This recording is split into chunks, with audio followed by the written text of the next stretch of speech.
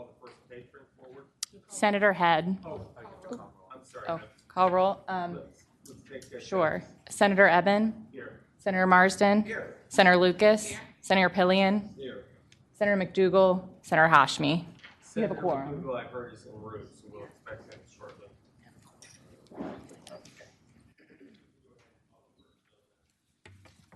Hi. Well, good morning. We have Senate Bill 145, and do have now an amendment in the nature of a substitute, and wanted to thank the Chairman for the suggestion we go by for the week last week when we had this up, because we had that we solved the problem at the 11th hour, and so we have now the amendment in the nature of a substitute.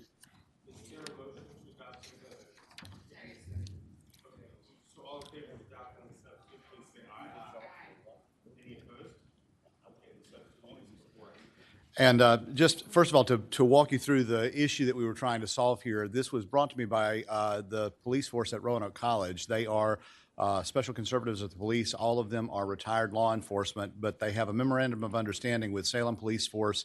And there was an issue where, in the event of if there was a school shooting or some sort of a crisis, that they needed to deploy their rifles. Under their SCOP provision, they were not allowed to do that, even though they had the right training. And all of them had the appropriate training. So we had a bill that would say that they would be allowed to do it very narrowly tailored. DCGS finally came back and said the better way to do this, and what actually already exists in policy, just not in code, is to allow them to have dual classification as both armed security, where they could carry the rifles if they needed to, as well as being special conservatives of the police, and that they could have both of those designations. And by doing it that way, we ensure that they've got the appropriate training, and they don't have the limitations that they would have in investigating crimes if they are only armed security. So that's what we have before you. The change is now in the code on page 8 of the substitute in lines 188 through 190, and it just simply says that. It simplifies the solution and addresses the problem perfectly.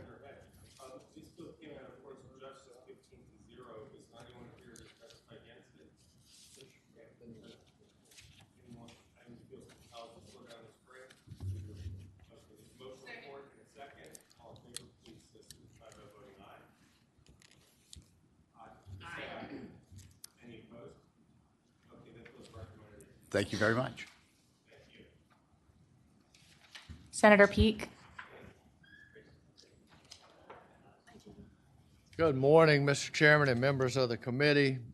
This is, good morning, Senate Bill 41, which everybody except Senator Pillion has not heard, but anyone on finance before.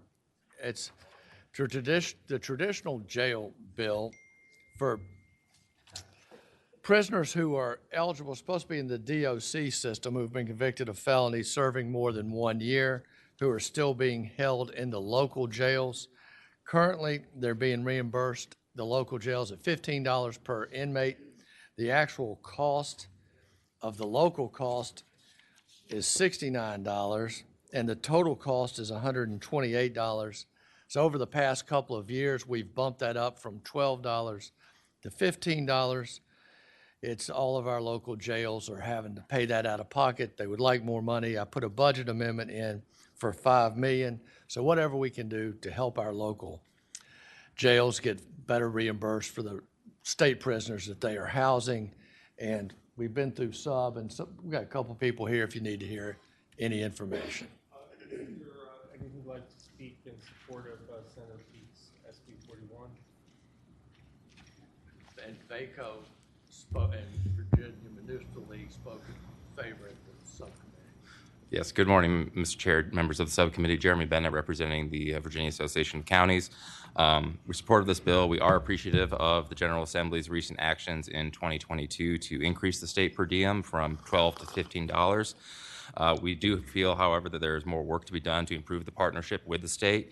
In the past, costs were shared more evenly, but the burden is falling more now on local governments, especially post-recession.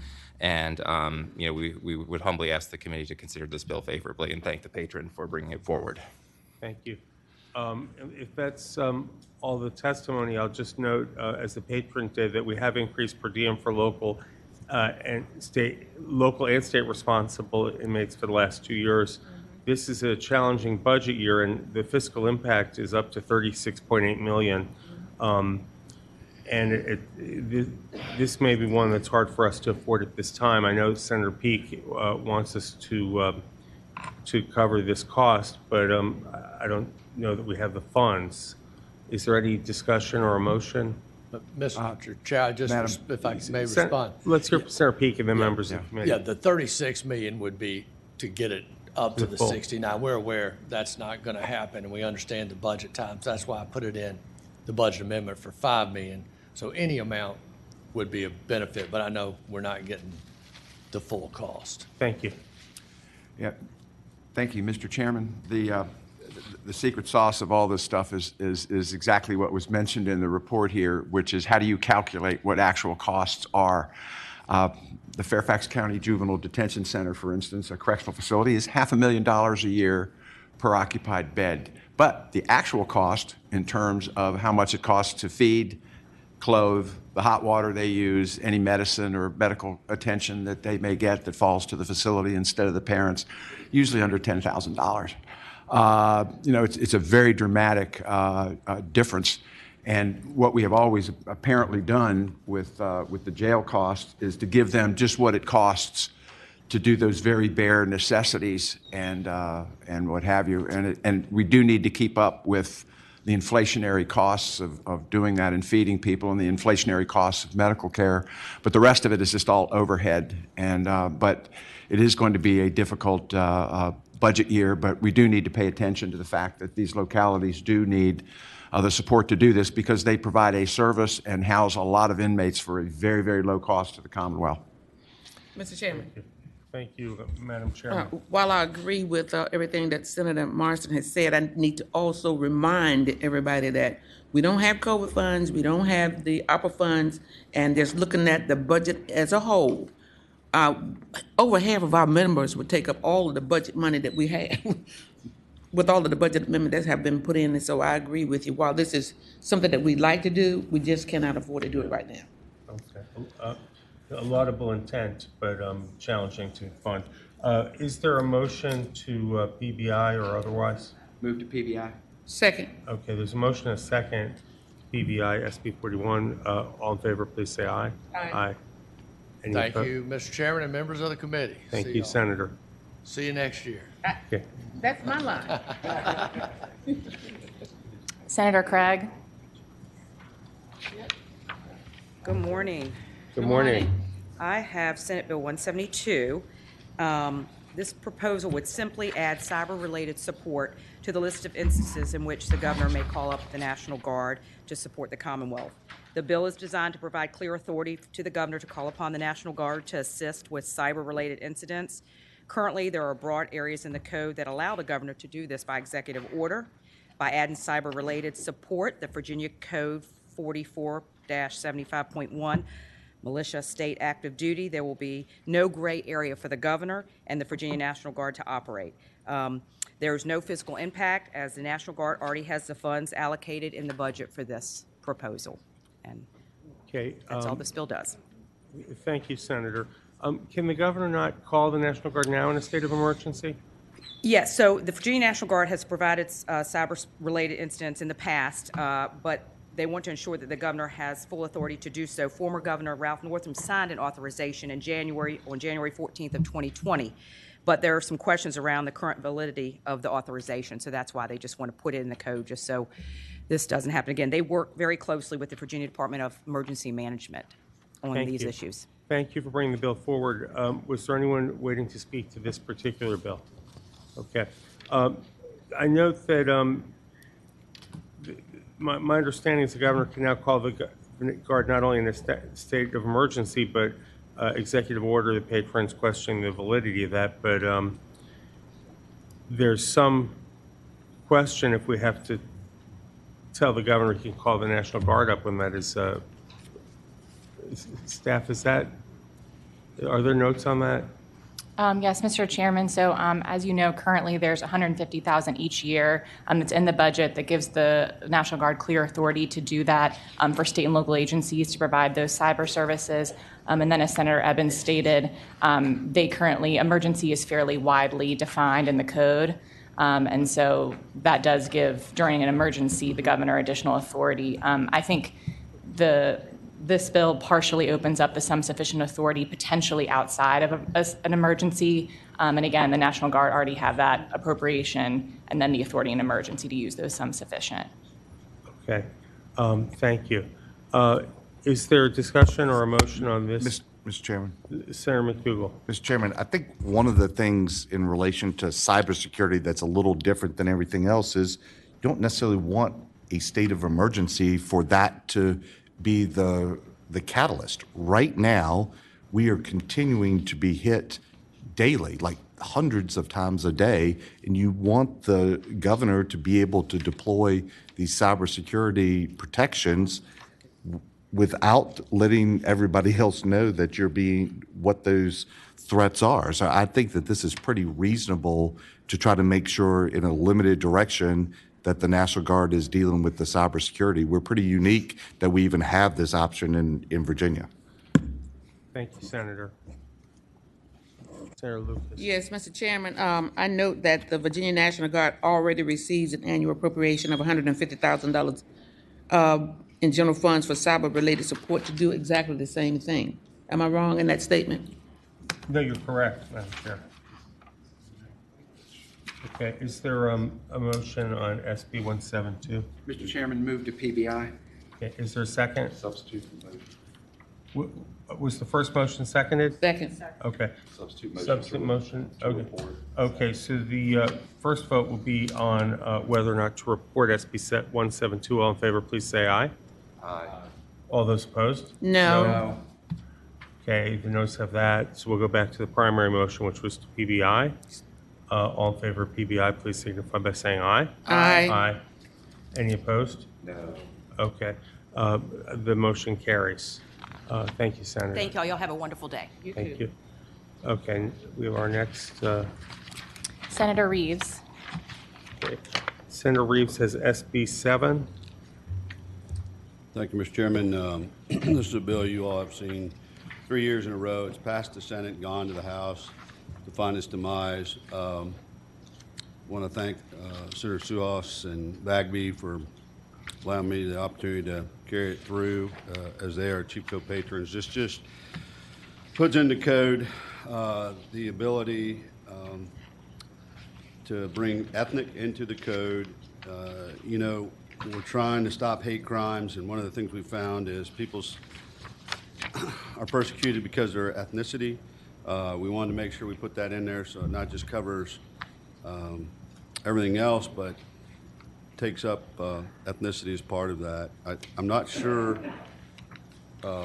if there's a fiscal impact or not. I haven't gotten a statement back. But It was because- indeterminate, 50,000, I believe, up to 50,000.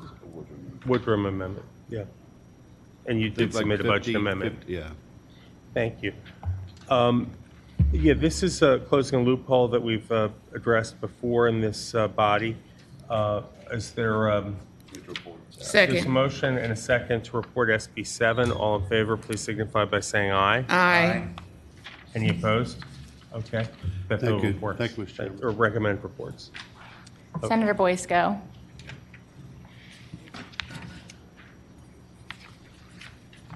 Good morning. Good morning, Senator.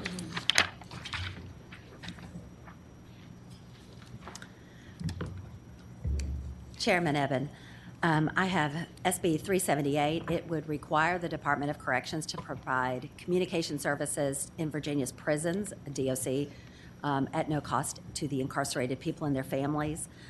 This would include voice, video, and messaging. The fiscal impact statement includes the existing cost for communications pursuant to the existing contracts and the existing commissions.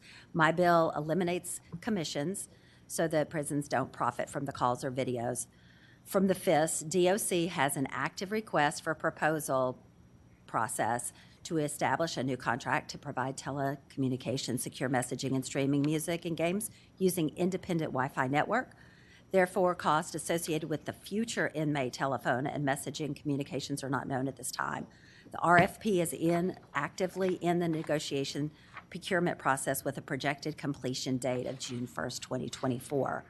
The other states that we have compared with pay far less for communications in their prisons, and I am expecting and have been led to understand that future costs would be lower given technological advancements in communications. The fiscal impact statement also includes the cost of additional investigators and correctional officers to monitor calls and supervise video visitations. As technology improves, there should be ways to monitor communications without 2 additional staff at each prison. This bill is a cost-effective investment with positive public safety impacts for families and communities. Evidence has shown that increased communication with family members keeps both the incarcerated and the correctional officers safer, reducing incidents by 20%. Maintaining ties with family and community itself is a reentry program, and studies show that it's one of the most effective ones that we know.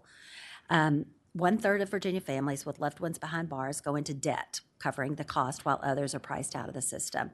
Several states and localities have made calls free, and others are in the process of doing the same. Safer prisons for both incarcerated people and the corrections officers, plus lower recidivism with improved family and community ties, make this bill fiscally responsible. And I think it's the right thing to do for families, especially those of the children who are whose parents are incarcerated. I have a budget amendment that I submitted for $15.4 million. And I hope that we can move this forward. We did pass this through the Senate last year, where it died in the House. Thank you for bringing this forward, Senator. There's no question that increased communication between inmates and the family is a good thing. The question that this committee is going to look at is, in our tough fiscal environment, how we can do that or how we can consider it this year. And I know we're not going to cut like prison programming or other costs to afford that. So the question would be, where would the money come from? So it's painful to say that this is a good idea that may not have that we don't have the funds to commit to at this time.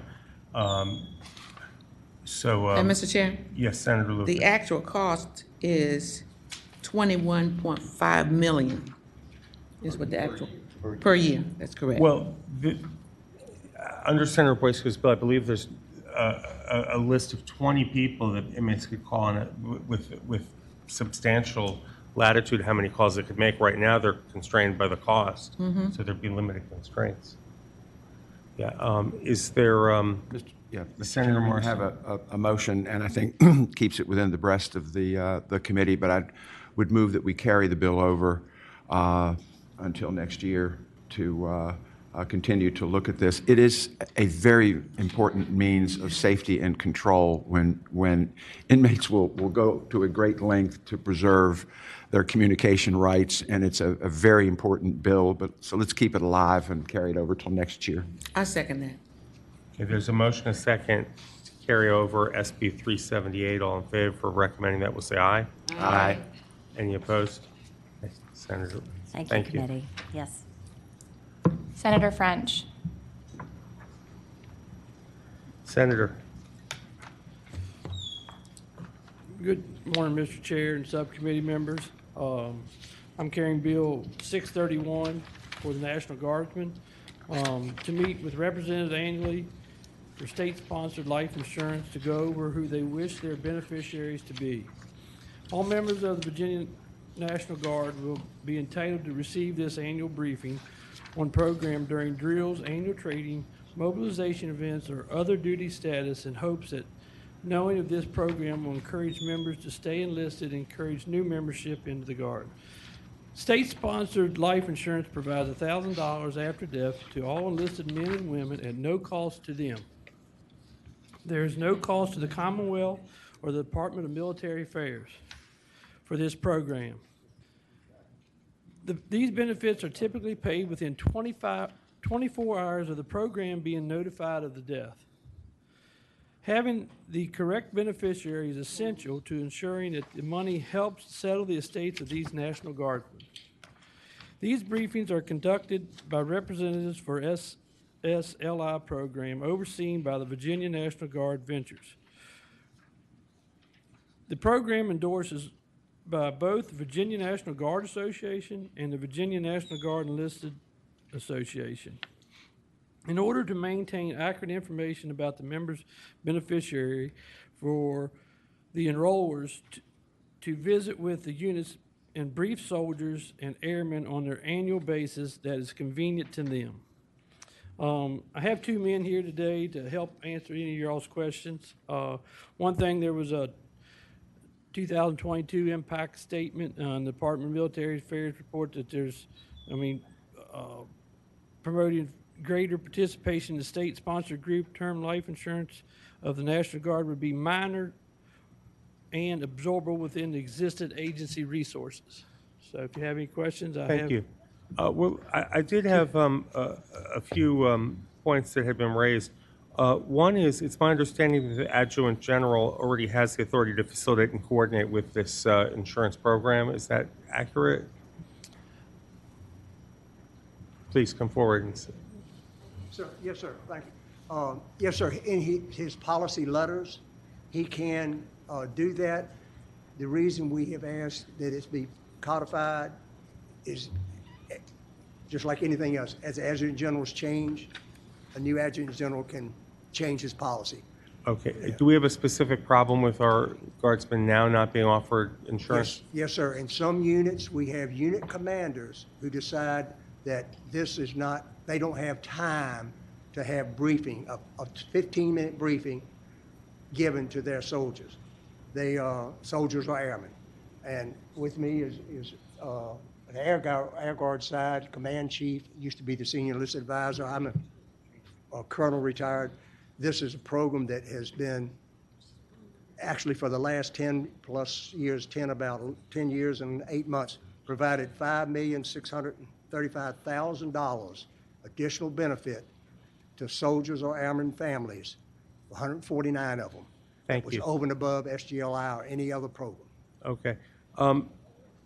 Senator, there have been some concerns raised about us placing state requirements on federal duty time, on the requirements of it. So I'm wondering if we could not accomplish the same purpose with language in the budget directing that the Adjutant General review and facilitate efforts to make sure that the troops are made aware of their insurance benefits that they can apply for or receive. Would you be comfortable with language in the budget? Because that may be the best approach instead of changing the Code of Virginia with such specificity for one benefit for one part of people on state duty. So I don't know enough. Well, I'm going to ask the senator. Oh, yeah. I'm going to suggest your best result today may be getting this as budget language to accomplish a similar purpose. So you wouldn't have it in the Code of Virginia, but the budget would direct the Adjutant General to review and facilitate options that the troops are made aware of that. If this gets us closer to our goal of being able to make sure these individuals, these individuals join our Guard at a young age and things change and things like that. We just need to make sure that they keep this benefit with them and where it needs to be. So if that helps accomplish that, then, and continue and can't change, then yes, I think. Okay. Mr. Chairman? Yes, Senator McDougal.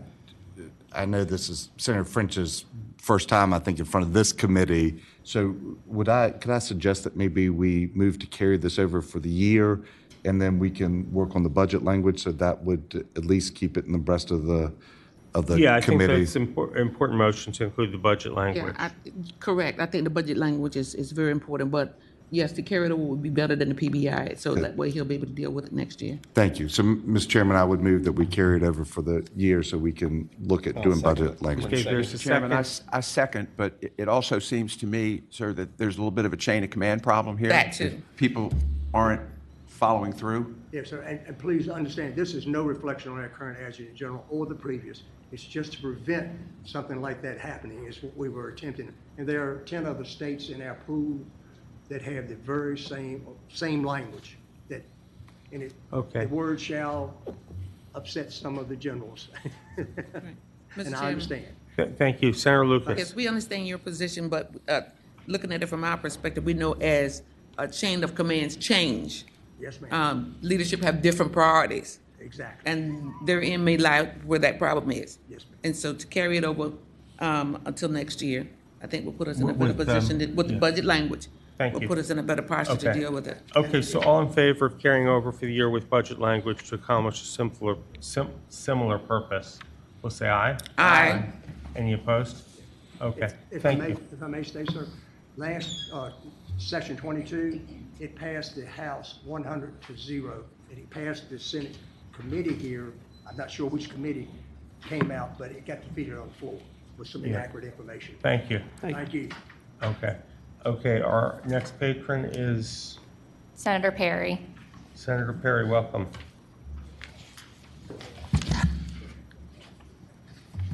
Good morning. Good morning. Good morning. I think I have two bills here this morning. I'm happy to take them in whichever order the Whichever one committee you prefers. prefer. Okay. I have someone here with me, so I'll start with the SB 648, the Fire and Emergency Medical Services Grant Fund. SB 648 is a bill that supports the delivery of fire and EMS services across the Commonwealth. The substitute from general laws does not raise fees. Over the past 3 years, call volume increased by 40%, and the cost of a standard fire engine has increased from $500,000 to $1.2 million. That's a 109% increase. At the same time, the state pass-through funding increased by only 6.67%. SB 648 creates the Virginia Firefighting Personnel and Equipment Grant Program administered by the Department of Fire Programs. That's VDFP. It requires a local match, and the funds could be used to recruit and retain career or volunteer firefighters, convert part-time or volunteer firefighters to full-time, and acquire firefighting and EMS vehicles and equipment and modify facilities. In terms of the fiscal impact statement and other questions, I do have a witness here who can answer them.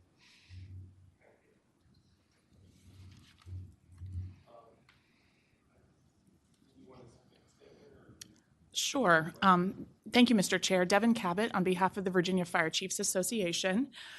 We've worked over the last year to survey localities with an 87% response rate, and no matter where you are in the Commonwealth, no matter the size or makeup of your fire EMS agency, everyone identified staffing and the high cost of equipment as barriers to providing service. And so what we're trying to do in this bill is just create a framework for a grant program that then, when there is resources from the general fund, you could allocate them here, and there would be a process by which they could be distributed across the state.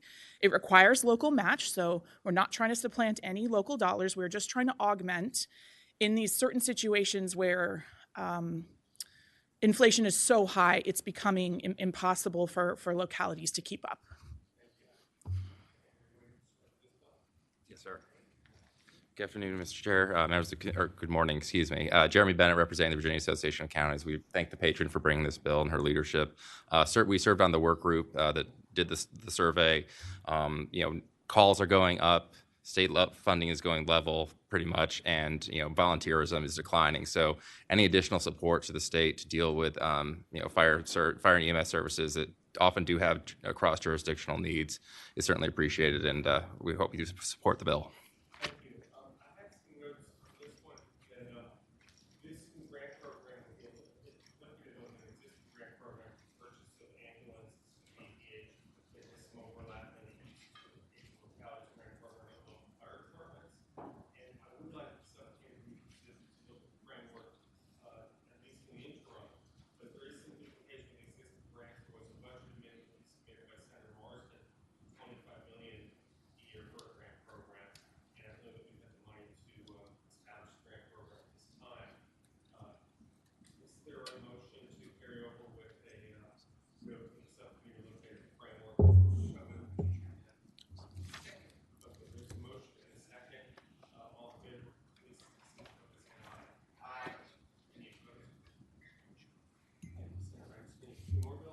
Just one for this morning.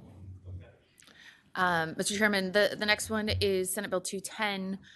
This is a law that deals with what are called auto sears, which are very small, tiny devices that you can take and hook on the side of a gun that turn them into automatic weapons. And this is a law that has these devices are illegal. They have been illegal since I think 1986. They're federally illegal. But what we've seen is an uptick from ATF in these devices being one, manufactured through the 3D printing, and two, imports from overseas. And they're so small that they're very difficult to detect. And so, and what they do is people carry one in their auto sear in their left pocket and their handgun in their right pocket, and they can pull them out, put it together, and it's an automatic weapon. And not only is it an automatic weapon, but it actually just drains the clip. And so what happens not uncommonly is that people lose control of their weapon. Not only is it incredibly deadly to folks, but they are also unable to control it. So this bill would make that a state crime as well. In speaking with some of the prosecutors, part of the problem is when these are found, you're always reliant on the federal government to go ahead and pick them up and prosecute it. The federal government is very busy with a number of other things that they're prosecuting. And so sometimes these fall through the cracks. So this bill just makes it a separate state crime. The fiscal impact is what you see in any sort of a new criminal offense. You submitted a Woodrum amendment for that, for the impact. Senator Marsden. Thank you. Mr. Chairman, I think in 1939, the Supreme Court ruled that machine guns were unlawful under, I think, the McDonnell decision. This basically turns a weapon into a machine gun, where you hold the trigger. That's exactly correct. That's exactly correct. It makes the federal definition of machine gun. For the cost of a Woodrum amendment here, I think this is a pretty good bill. First, Senator Lucas, then Senator Marsden. Okay, I'm not Marsden, McDougal, my other M. I'm the better looking Marsden. Mr. Chairman, I just want to ask our staff, I know the Patriot introduced budget amendment, and I think we have capacity for some of these Woodrum amendments, and this is a good one to fit one of those slots. That's correct, Madam Chair. We've had previous discussions that these Woodrums are $50,000 apiece, and while there are budget restraints, we do have room for a number of Woodrums this year, so that's correct. Okay, with that, I move to report the bill. No, I'm sorry, I'm premature. Senator McDougal. Thank you, Mr. Chairman. Sir Perry, do you know, have the federal government prosecuted any of these in Virginia? You know what? In the last 5 years? I don't know for sure. I don't know the answer to that, but I am happy to look and get you an answer. I think that's fair. Better looking, Senator Marsden. Thank you. You're welcome. Mr. Chairman, I know that on our side we had a little, maybe not universal agreement, but this is something that is illegal federally now. So I don't know that we're changing the course of the world, but it does allow our state prosecutors the ability to move forward. So. Thank you, Senator. Okay, I believe that you had a motion. Yes, the motion is that the bill be reported. Okay, and there was a second? Second. Okay, all in favor of recommending for reporting SB 210, please signify by saying aye. Aye. Any opposed? No.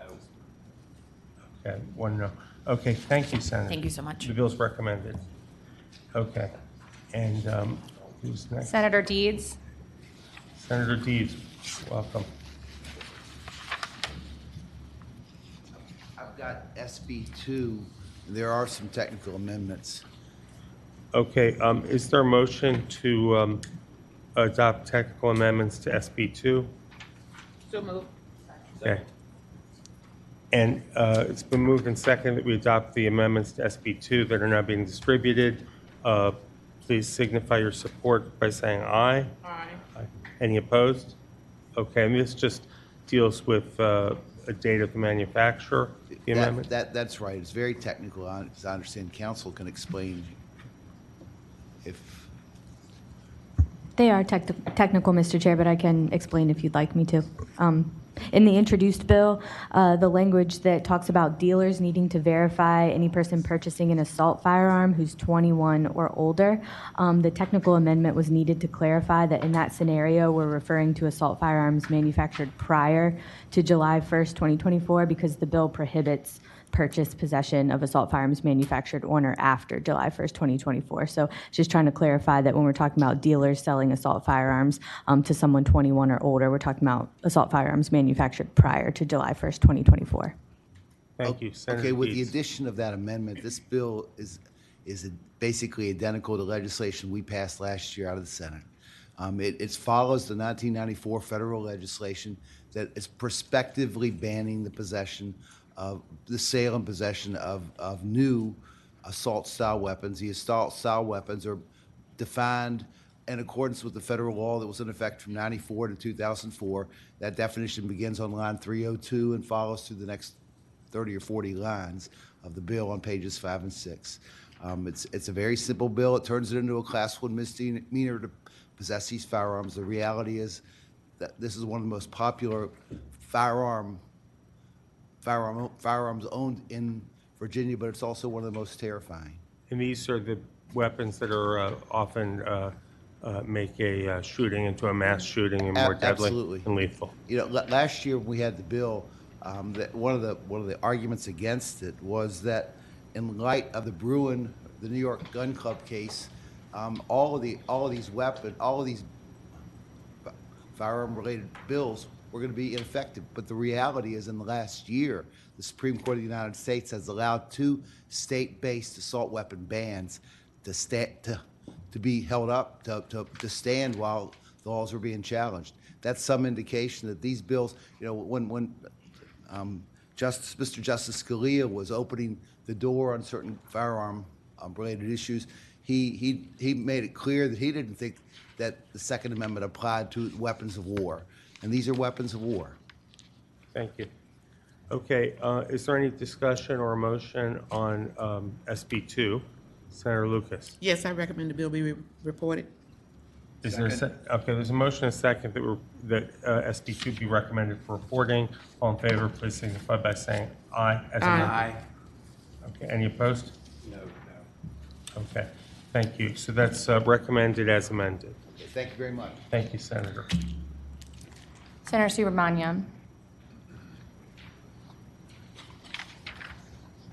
Welcome. Thank you, Mr. Chair. So SB 273 essentially creates a waiting period to acquire a firearm. The waiting period starts at the time the person trying to purchase the firearm submits the background check. We made this 5 days because the current state police timeline for the background checks is 5 days, so it's in line with that. It also puts us in line with the national average for other waiting periods that exists already. We have kind of a placeholder budget amendment here for $50,000. It looks, from what we heard from state police, it looks like they may need to spend money replacing the printed SP65 form, and they weren't sure exactly how much that would cost, but that's the only fiscal impact that we're aware of. Okay. Is there a motion or questions from members of the subcommittee? Well, explanation was very clear, so if there are no questions, I would recommend the bill be reported. Okay, there's a motion and a second to recommend reporting SB 273 from Senator Subramaniam. All in favor, please indicate by saying aye. Aye. Any opposed? No. Okay. Thank you, Mr. Chair. Thank you. Senator Williams Graves. Good morning, Senator. Good morning. Good morning, Mr. Chair and members of the committee. I have Senate Bill 522 on. And that bill simply requires proof of a gun safety course being taken within the last 5 years to purchase a weapon. It has a very small fisc, and I would ask the committee to pass the bill. Thank you. Okay, are there questions or comments from members of the committee, subcommittee? No, Mr. Chairman, I just say this is a common sense bill to me. It sounds like anybody who's going to possess a firearm ought to at least have some training. And so I would move that the bill be reported.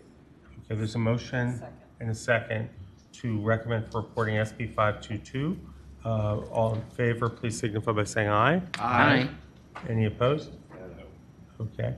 Thank you, Senator. Thank you, members of the committee. Y'all Senator have a great Sturtevant. day. Thank you. Senator Sturtevant.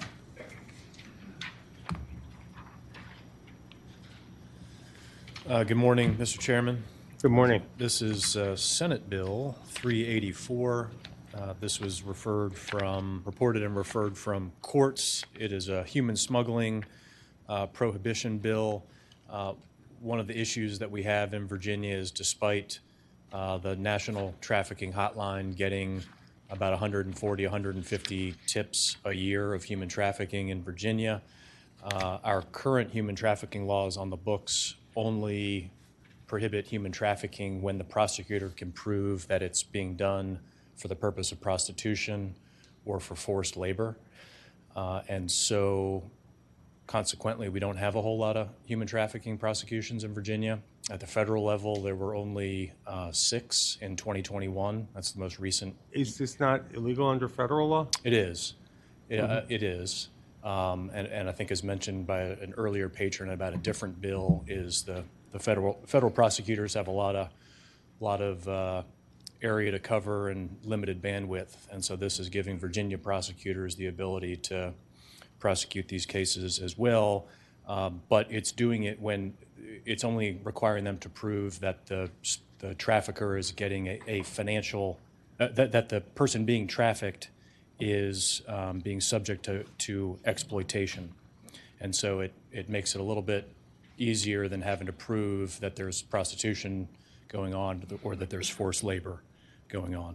Okay. And have we heard from any federal prosecutors cases they couldn't prosecute in Virginia?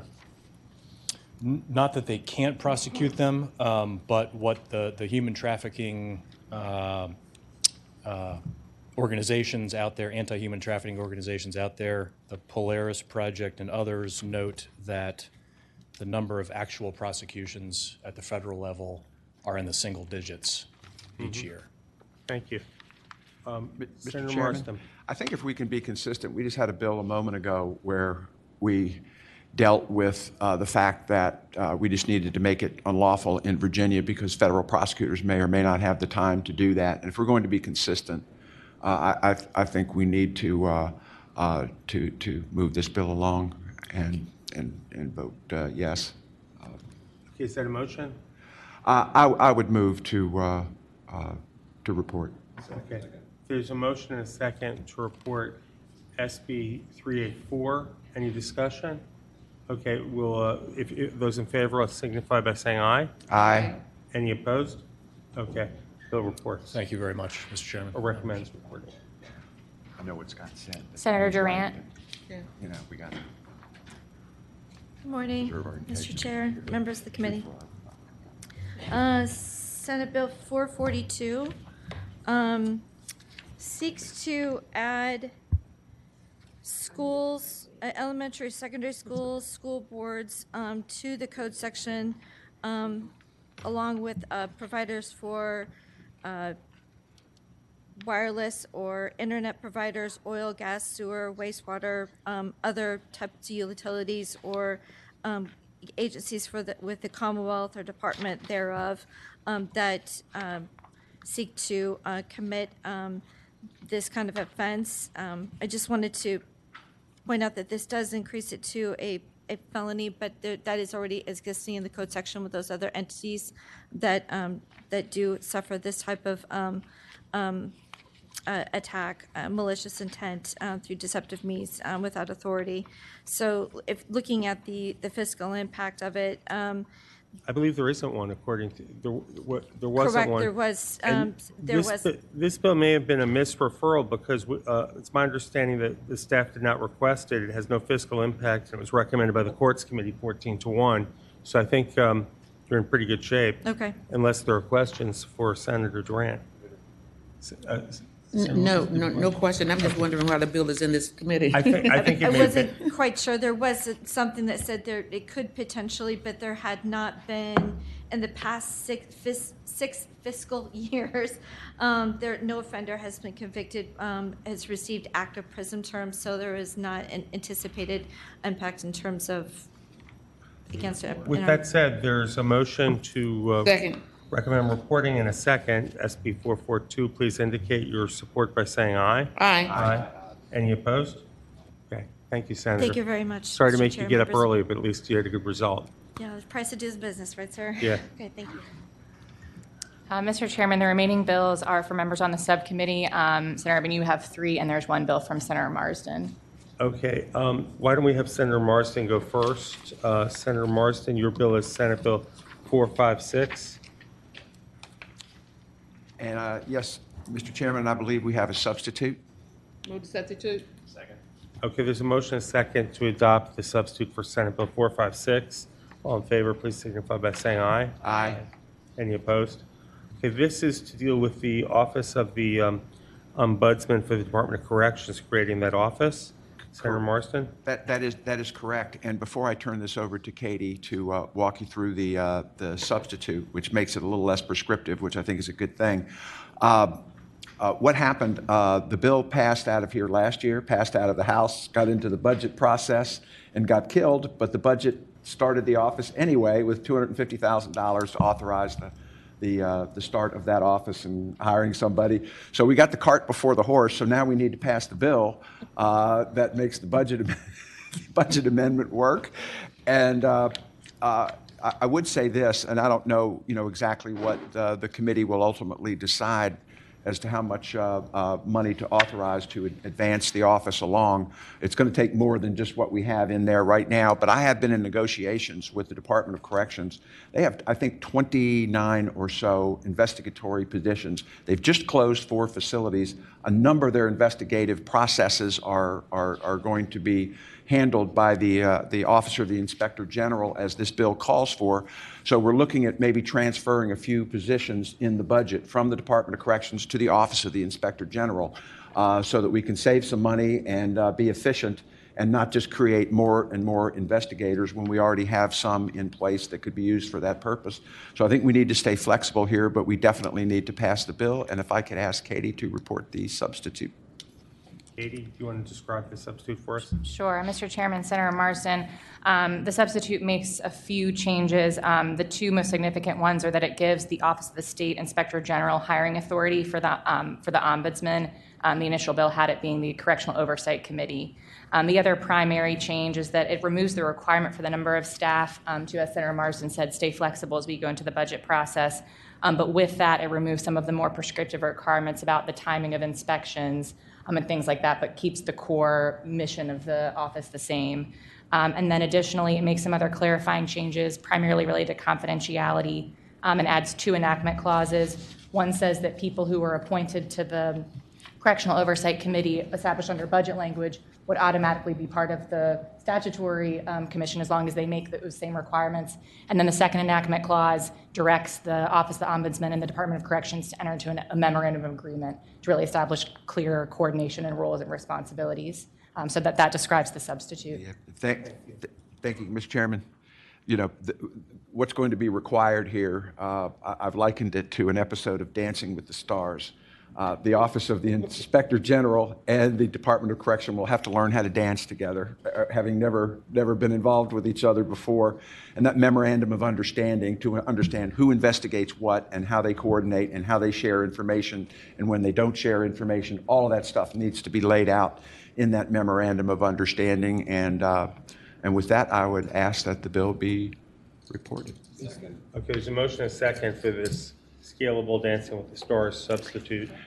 All in favor, unless there's discussion. Yes, Mr. Chairman, yes, I was looking at the list of budget amendments that have been requested by Senator Marsden, and I was trying to pick and choose the ones that I wanted to vote for, and this is a good one, so I'm going to do a trade-off. I'll vote for this one. All right. Thank you, Senator. I got plenty of dead weight. Okay, so we've got a motion and a second to recommend for reporting SB 456. All in favor, please signify by saying aye. Aye. Aye.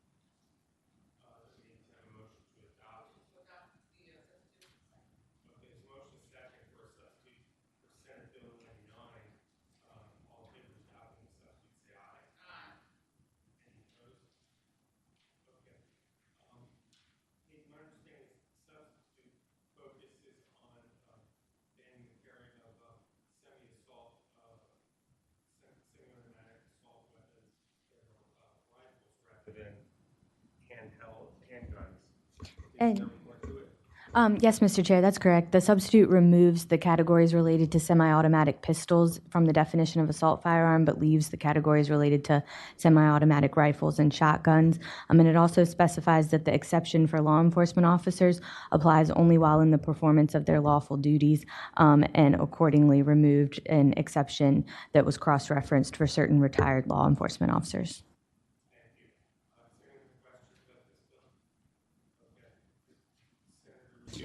Mr. Chairman, I think one of the fundamental differences in views is, and I'd have to go back and look specifically, just getting the substitute right now, but it says with magazine capacity. Doesn't have to have it with it, it just has to have the capacity. And most semi-automatics have a capacity to receive a magazine. So this probably bans most of them, and that's where a lot of us have a different disagreement. Yeah, I think the intent came from the farmer's market, not more than one person carrying a weapon like that in public, and we couldn't find any justification for it, and then still fear or litigation the public that these weapons can be lethal. Is there any other discussion or motion? This is to from Act of Senate Bill 99.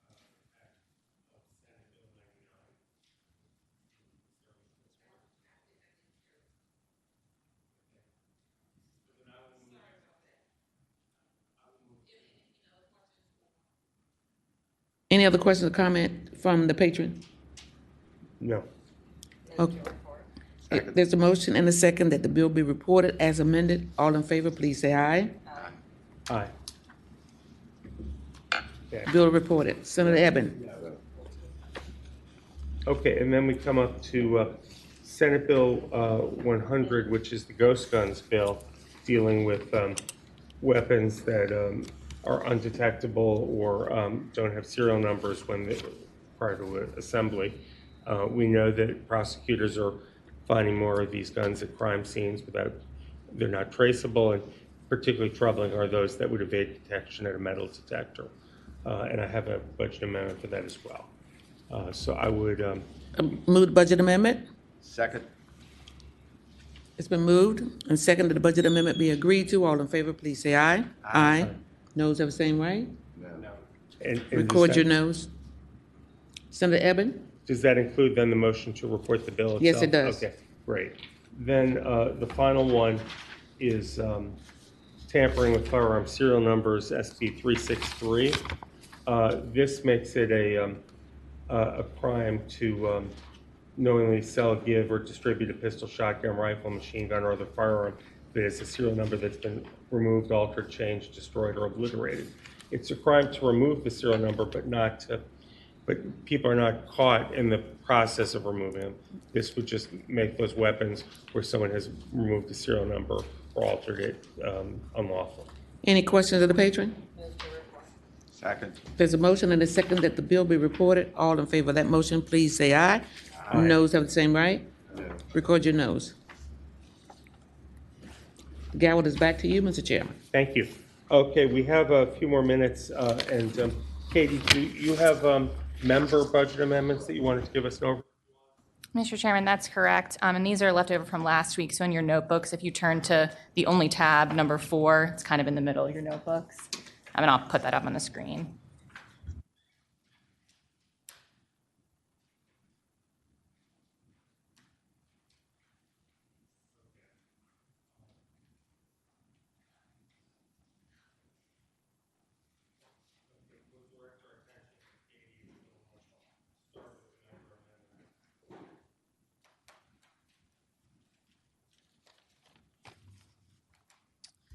So, Mr. Chairman, this is going to be a very high-level overview, but we'll just go through quickly. So the first one is from Senator Eben. This is a civilian action response study looking at civilians doing things like traffic infractions to help address some of the law enforcement shortages. This is just a study. Moving to the next line, this is from Senator Surville. It essentially, there's 2 from Senator Surville that both would put money in the Virginia Cannabis Equity Business Loan Fund. As you'll remember, this was created a couple years ago. One is to transfer some funding. The governor's budget had proposed to transfer the $1.4 million into the governor's program. This would instead transfer that money for the DEI officer or DOI officer into the Cannabis Equity Business Loan Fund. The second amendment you see there on line 3 is just to increase that by $3 million. Moving to line 4, and again, obviously interrupt me for any questions. Line 4, this is a Virginia Analytics System for Human Trafficking. It was a recommendation of a coordinator to essentially improve our data collection around human trafficking. Line number 5, Senator Favola, $30 million. The Victims First Fund, currently we have several funding streams that go to a number of different victim services agencies in Virginia. This would essentially be to create an umbrella fund and increase it by the appropriation by $30 million each year. Line 6, Senator Suderline.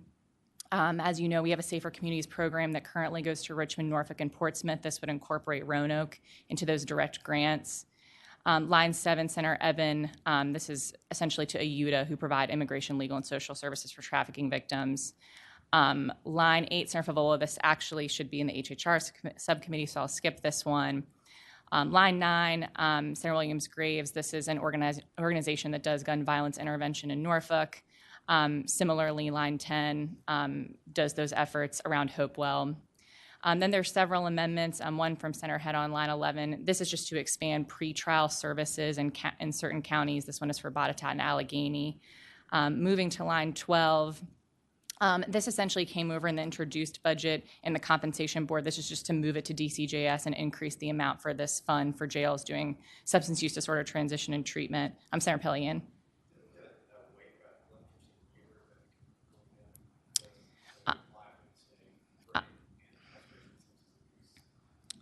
Mr. Chair, Senator Pillion, I did talk to Mike about looking into that. As you know, he's the Medicaid expert, so I think he is going to look into kind of what are the options there. I know you had mentioned the Medicaid waiver for, I think it was MAT services, 6 p.m. Moving to line 13, so this is to amend eligible uses for the Operation Ceasefire Grant Fund. What this would do would essentially make state agencies ineligible for those grant funds. I would also move the allowance for the fund to be used for law enforcement equipment and training. I'm going to skip line 14 because we talked about that. Madam Chairman, or Mr. Chairman? Yes, Senator McDougal. When you say state agencies, does that mean Attorney General, state police, those state agencies? Mr. Chairman, Senator McDougal, that's correct. It would be all, but of course that would be inclusive of the state police and the Attorney General. Line 15, Senator Deeds. This was actually a bill that passed last year. The idea initially was that local funding was going to go towards it, but that hasn't transpired. So this is to provide the state funding to go to that pilot program that was established by legislation last year. Line 16 from Senator Marsden, he can obviously jump in, but essentially the goal here is some state and local law enforcement agencies are using unmanned aircraft drones that are from foreign adversaries. This would be to give them an incentive to replace those drones and use U.S.-made drones. Moving to page 2, I'm going to skip a few that we've kind of gone over and that are a little more straightforward. Line 19, Senator McPike, digital mapping. This is something we do for K through 12. This would be for community colleges. Moving to line 21, currently we have the FACT program, which creates data for opioid analytics, is at DCJS. This would move that position and grant funding to Health and Human Resources. Line 22, so as the governor's budget came over, they amended the language for this. This grant program is for combating hate crimes, and currently it can go to localities that are partnering with nonprofits and institutions. The governor's budget changed that so that the grant funding is just going to the nonprofits and institutions, and this would allow it kind of back how it was before, so it could also go to localities. What do the localities do with the funds then? They can do, I'll double check to make sure there's not more, but I know it can include hardening, so like security systems, things like that. I think it's mostly one-time investments that deal with security investments to deal with hate crimes. In areas that are particularly vulnerable, Targeted. I take it? Correct. Thank you. I'll skip down to line 24, Senator Surville. Essentially, as you all may know, the Federal Bipartisan Safer Community Act allows for states to have funding that can be used for red flag law implementation. Virginia has an allocation that my understanding as of a few weeks ago is that the Department of Criminal Justice Services has not accepted those funds. So this basically directs them to accept the funds and then use them specifically for red flag law implementation. This is from Senator Surville. Line 25, 599, you've all seen this one before. I will skip down to a couple of center locks, 26 and 27. This is to take existing items and dedicate them just to localities with high violent crime rates. Line 28, Public Safety Communications Infrastructure Fund. This is for communications and radio funds. It's to be used for localities, so it's a pass-through through VDEM. So line 30 from Senator Deeds, this is essentially, I believe Texas has a statewide contract, and it's for emergency care coordination. So it's essentially an app that first responders can use, especially like if there's a sheltering event, so you can track people, mass casualty, you know which hospitals people are going to, things like that. I will skip to line 32. This is cancer screening for professional fire programs. It's a grant to localities to make sure those screenings are being done. Line 33, Senator Obenshane. This is something that was partially funded last year and was requested by the Crime Commission, so this is that remainder that was requested but not previously funded. It says impaired driving drug testing. Is this to experiment with new technology or to buy equipment that we know works, or how does it? Mr. Chairman, this is, I think it's to track, let me look, but it's for essentially, it's to track blood level. It's basically about data and reporting as opposed to new technologies. Reporting what we know about people who are charged or suspected. Correct, to just basically better track the incidence of impaired driving in Virginia. Thank you. And actually, there's a piece of this too. Sorry, I was forgetting for a second. There's a piece of this too that is for the state police to do additional training. So last year we provided them 6 positions for drug recognition enforcement and other things, other trainings that you can do. This would also provide 2 additional positions to bolster that training at state police. Thank you. Page 3, and we're almost at the end because we don't have to do the legislation that's referenced. I'm going to skip to line 36 is to give the state police body-worn cameras. This is fairly expensive because they would have to interact with their dash cams. This has been proposed previously. And then I think those are all the ones I'll highlight unless you all have questions on anything on this page, and then the remainder associated with legislation that will be considered by the committee. On the state police body-worn cameras, do some of the officers currently have the cameras? Mr. Chairman, I don't believe any of them, at least a majority do not. I don't believe any of them do. So this would be to outfit the entire force with? Correct. Mr. Chairman, Senator I believe state police only have dash cameras. They don't have body-worn cameras. Thank you. Mr. Chairman, that concludes my presentation unless there's questions. Okay. If there are no questions, then the committee will rise.